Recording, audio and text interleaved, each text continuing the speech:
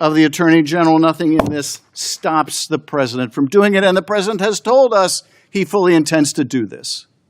Indeed, they're already paying off the President's cronies. Do you remember Michael Flynn, the erstwhile National Security Advisor to the President? He's already been paid $1.25 million of your taxpayer money. This is a guy who pled guilty twice to lying to the FBI about his contacts with the Russians, and he's already made $1.25 million. The Senate Judiciary Committee convened to vote on advancing Todd Blanche's nomination to be the Attorney General of the United States. He had already been serving as acting Attorney General. The man at the podium was Senator Adam Schiff of California, former chair of the House Intelligence Committee, lead impeachment manager in Trump's first trial, and now one of the most consequential voices on oversight in the Senate. He spoke for just over 14 minutes.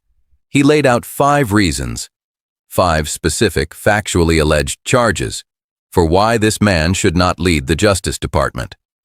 By the end of the speech, Blanche had been advanced by a 12-10 party line committee vote.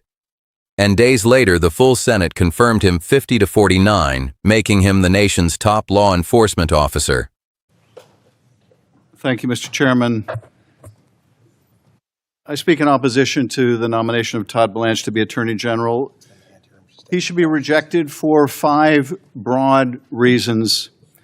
The first is he has used the Department of Justice to enrich the President of the United States, and that is not the job of an Attorney General. Now, how has he done this? Well, let's look at the IRS settlement. And bear in mind, this was a lawsuit brought by Donald Trump not as a private citizen. He had every opportunity to bring this lawsuit in between his first term and his second term, but he did not do so. In fact, he waited so long that the statute of limitations ran on that potential claim. He waited until he became president. Now, why did he wait to bring this $10 billion lawsuit until he became president? He waited so that he would have the power of the presidency to leverage the IRS and the Justice Department to make him more money. So he waits till he's president. He sues the IRS for $10 billion. In a stunning act of self-dealing, he purports to settle with himself.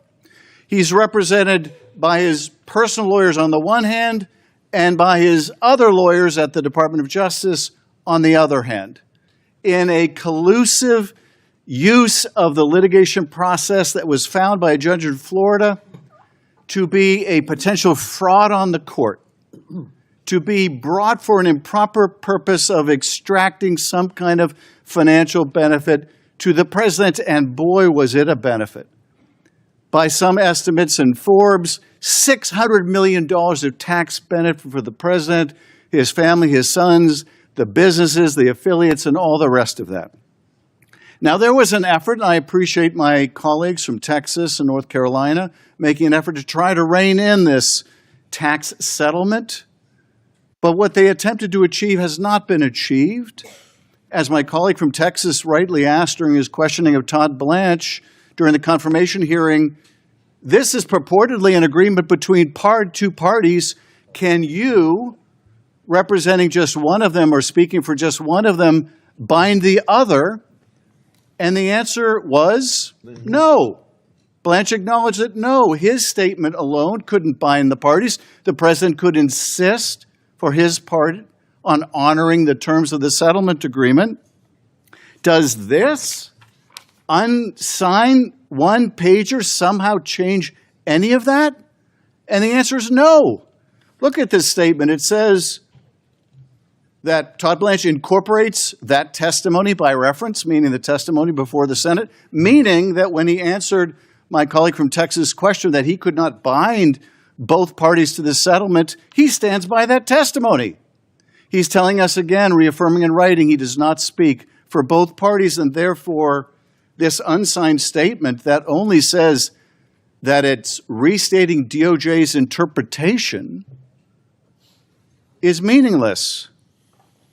And that interpretation, according to this unsigned document, is that the order only has any effect including on any release of claims on the named parties in the lawsuit referenced in the order. But let's look at the named parties in this. The named parties in this settlement agreement, which the Attorney General admitted remains in force, applies to the plaintiffs, meaning Trump, his sons, and Trump organizations, or affiliated individuals, including without limitation family or others filing jointly, or parties including trusts, parent, sister, related companies, affiliates, and subsidiaries by reason of, respect to, in connection with, or which arise out of any matters that were raised or could have been raised. This is so broad, and nothing in this supposed clarification changes that. So if tomorrow the president wants to insist, let's say that tomorrow the IRS were to audit the returns of a subsidiary of one of the companies, not a party to the actual litigation. Do you think for a moment the president wouldn't assert that settlement agreement as a defense? Do you think for a moment that a court would find that an unsigned statement purporting to restate some testimony in committee would bar the president from using that as a defense? And so we have this litigation, president sues president settles with president never asserts the statute of limitations which would bar the claim. But no, this is used to enrich the president and his family. That is number one. We should not confirm an attorney general who views his job as enriching the president of the United States. Number two, we should not confirm an attorney general who believes that he has a right and a duty, the president has a right and a duty to go after his political enemies. Look, I understand my colleagues upset that their toll records were subpoenaed, but I didn't hear any of you complain when my toll records were subpoenaed during the first Trump administration. But let's set that aside. Do any of you think that's equivalent to the Justice Department under Todd Blanche seeking to indict two of our colleagues for a video they made that stated the plain truth that you can ignore an illegal order that you indeed have a duty to? I mean, how can any of us countenance an attorney general who would do such a thing? Or as my colleague from North Carolina says, brings a seashells case. How absurd is that? Can there be any doubt that that was brought simply because he's on the president's enemies list? I know I'm on that list. The president reiterated just the other night that he hates me, which I can tell you wounds me deeply. He's entitled to his own views about me or anybody else. He is not entitled, however, to use the Department of Justice to go after his political opponents. And the day we say that's okay, and the day we confirm an attorney general who says that's okay, is the day that the rule of law becomes merely an unenforceable idea, a quaint acknowledgement of a past Justice Department in which the rule of law once mattered. We should not confirm an attorney general who believes the president has a right and a duty to use him to go after his enemies. Number three of the reasons why we should not confirm Todd Blanche. What Schiff described was not theory. It was a December 2025 case filed in the Southern District of Florida, Trump versus IRS, alleging $10 billion in damages over the leak of his tax returns. But the judge did not let it stand. According to CNBC reporting on July 13, 2026, U.S. District Judge Cecilia Altanaga issued a scathing order, finding the lawsuit had been manufactured to justify a settlement, and referred Trump's attorneys to the Florida bar. According to USA Today's July 14, 2026 opinion piece, the judge found Trump had filed the suit in bad faith, and that Blanche, as Deputy Attorney General, was a willing participant in a scam. According to Public Citizen, the settlement effectively gave Trump and his affiliated entities sweeping immunity from IRS audits on matters raised or could have been raised in the lawsuit, extending not just to Trump personally, but to his sons, his businesses, trusts, parents, and subsidiaries. The vehicle for all of it, the lawsuit, the settlement, and the resulting fund was the Department of Justice under Todd Blanche. Schiff's first charge was not a metaphor. It was a paper trail. Is that his efforts to protect the president and others in the Epstein files investigation is a scandalous abuse of power. He withheld documents implicating the president to protect the president. He has never been able to shed his role as criminal defense lawyer for Donald Trump. He withheld records, only complied even partially with the requirement of the law that he disclose them when he was found out in that effort of cover-up and concealment. And what's more, his mismanagement of the release of the files has victimized the victims again by publishing their names, their likenesses, their photos, their addresses. We should not confirm anyone so incompetent, someone so indifferent to the suffering of these victims, someone who only met with them because he was going to be refused confirmation for his refusal to do so. Someone who met with the prime co-conspirator of Epstein, Ghislaine Maxwell, and sought exculpatory statements from her, brought no one of any experience with the case. Who would do that as an experienced prosecutor? Go interview someone in custody in a high-profile case without bringing anyone who worked on that case, who could tell them the questions to ask, who could press them when they dissembled and lied, as this witness has a history of doing. And then oversees her transfer to a minimum security prison and gives us the false explanation here in the Senate that he did so to protect her from threats. Such a person should not be confirmed as Attorney General. Number 4, he has sought to compensate cop beaters with your money, with taxpayer funds. And I have to say again, nothing in this new signed document of the Attorney General, nothing in this stops the president from doing it. And the president has told us he fully intends to do this. Indeed, they're already paying off the president's cronies. Do you remember Michael Flynn, the erstwhile national security advisor to the president? He's already been paid $1.25 million of your taxpayer money. This is a guy who pled guilty twice to lying to the FBI about his contacts with the Russians. And he's already made $1.25 million off your money, not using this weaponization slush fund, but using the DOJ's victim fund, the judgment fund, as a slush fund. And these cop beaters are already signaling their intention to file claims under the Federal Tort Claims Act. So even if the weaponization fund doesn't move forward, they are using the same mechanism to pay off these cop beaters and cronies of the president. And nothing in what Todd Blanche signed is going to stop that. What will stop that is a statute passed by this committee in the Congress that prevents this, that prevents taxpayer funding from going to these cop beaters. That is the only thing that will prevent it, and we haven't done it. Number 5. This is an attorney general who has violated the code of ethics. Now, that may seem like a small thing given all the other violations, but it ought to matter to us. He violated in this IRS slush fund tax settlement case, as the judge in Florida found and suspects, and referred him to the Bar Association for his conduct in that collusive settlement. But more than that, during his testimony to this committee, I asked him about comments he made to CPAC, that conservative convention. Remember those comments he made bragging about how there wasn't a single person left standing in the Justice Department or the FBI who had anything to do with the cases against Donald Trump, and how he was applauded at CPAC for that.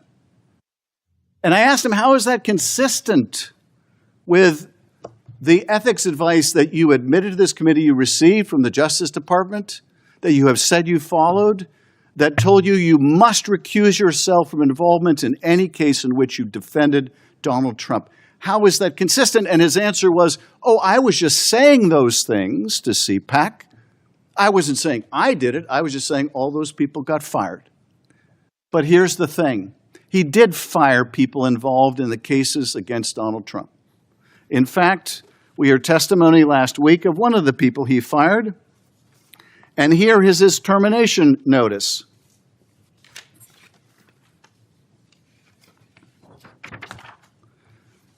This is Todd Blanche's signature on a notice of removal from federal service for Peter Carr. Peter Carr was one of the primary spokespeople for Jack Smith's investigation. He was the spokesperson against the president in the president's prosecution for inciting a violent attack on the Capitol. Todd Blanche writes, this memorandum serves as official notice that you are removed from your position of public affairs specialist with the Department of Justice. Signed by Todd Blanche, recused from any involvement in firing anyone in the cases in which he defended the president, firing someone involved in the cases in which he defended the president.